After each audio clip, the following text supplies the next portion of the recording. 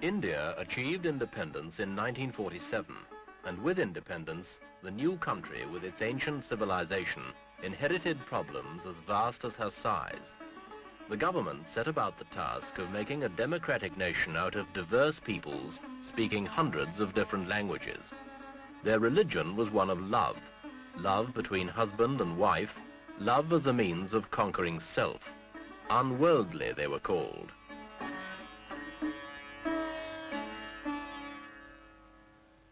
But they were united in their patriotism for Mother India, and some of India's harshest problems began to yield. One problem, the most serious, did not. The problem of Muslim versus Hindu, of Pakistan versus India. This week, Echo looks at the dangers of the confrontation between India and Pakistan.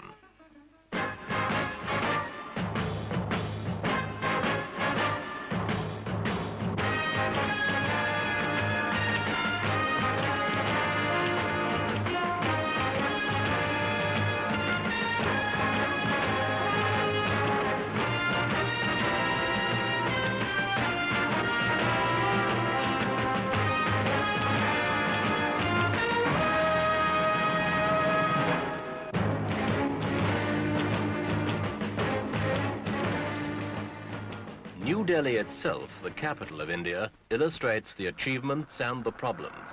A modern city, modern amenities, business life, shops, housing, employment, organization, the rule of law, care for the environment, planning, administration.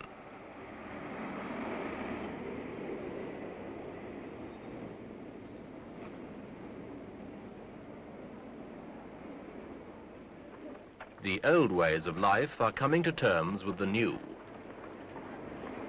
Overpopulated still, but India has made headway in controlling a disastrous rise in the birth rate. Indian farmers are taking to new ways. Miracle rice and wheat are beginning to feed the stomachs of a country that contains nearly 15% of the human race. The effects can be seen. Things are better.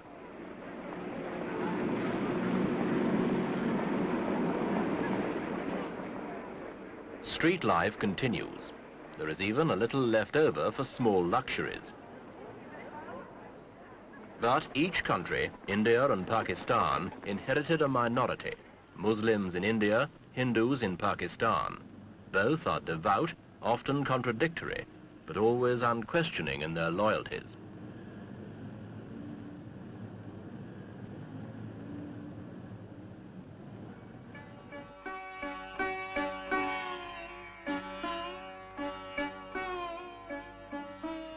The Ganges, the sacred river of the Hindus, contains along its banks the continuing history of Hindu architecture and of Hindu devotion.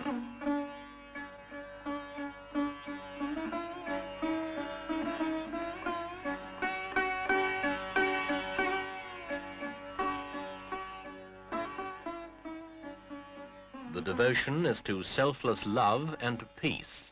The individual may achieve this.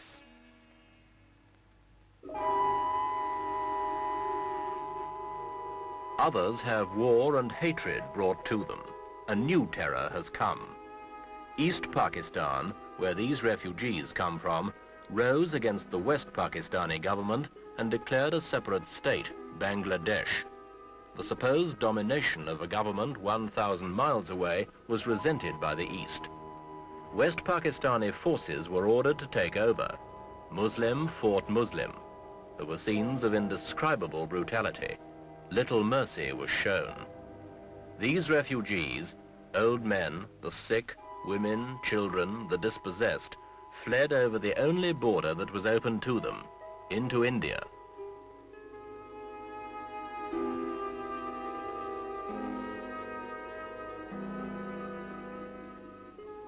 They cannot go back.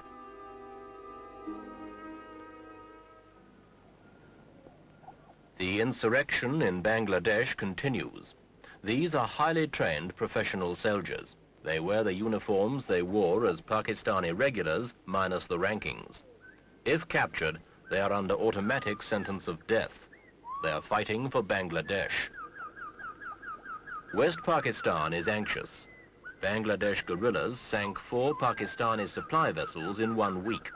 Reports indicate little cooperation from the East Pakistani people. West Pakistan suspects Indian influence, even penetration by spies and agitators. The Pakistani government fears India may try and settle old scores, Kashmir, various border clashes, by occupying East Pakistan and setting up a puppet Bangladesh regime. Pakistan's President Yahya Khan keeps his eyes on the Indian border. Well, I'm watching it with great patience. And I'm warning the world that if they have any idea of taking a chunk of my territory in East Pakistan and think this is not war, let me warn you, and I warn the world, that this will mean war, an overall war, which I hate, I don't like. But for the defense of my country, I must then fight an all-out war. And that will mean war here in West Pakistan. How close are you to war with India? Very near it. In India, support for Bangladesh stems from hopelessness in the face of over 8 million refugees, Calcutta alone accepting 250,000 in 48 hours, and the wish by a minority to invade East Pakistan, return the refugees, and avoid an almost insuperable problem for India herself.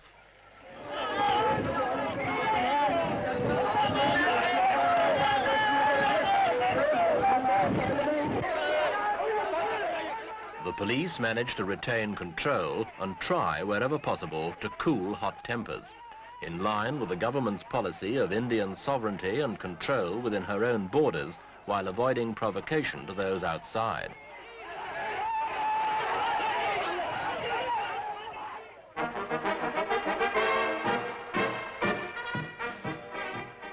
But if the situation gets out of hand, the Indian army is more than an exercise in skilled horsemanship. This army derives, like that of Pakistan, from the British Army. Like the Pakistanis, it uses the same drill, wears similar uniforms, and it is as well trained and equipped.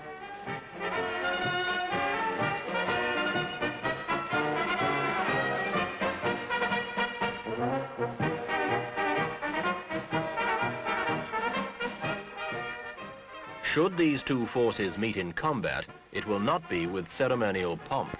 The pent-up anger and frustration of 20 years' struggle for national pride and development, the old issues, real or imagined, between Hindu and Muslim, Pakistani and Indian, would be likely to produce a spectacular clash which neither country could afford.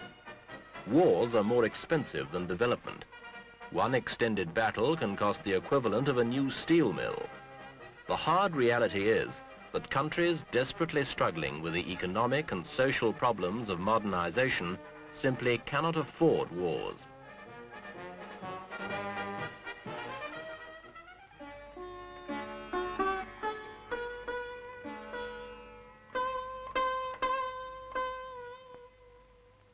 Civil war in East Pakistan, crisis in the subcontinent.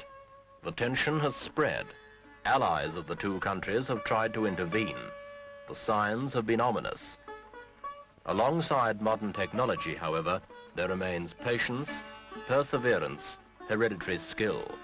These old virtues may yet shape a new world.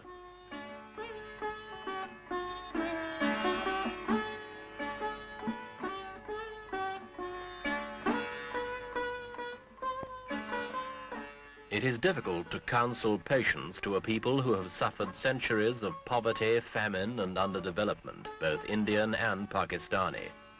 An outburst of frustration would not be hard to understand. In a situation that has not yet slipped beyond the control of the countries involved, the accumulated wisdom and strength of ancient civilizations may once again retrieve security and peace of mind. The ability to adapt and endure has been proved over thousands of years. This may now be needed perhaps more than science and technology, in the way that lies ahead.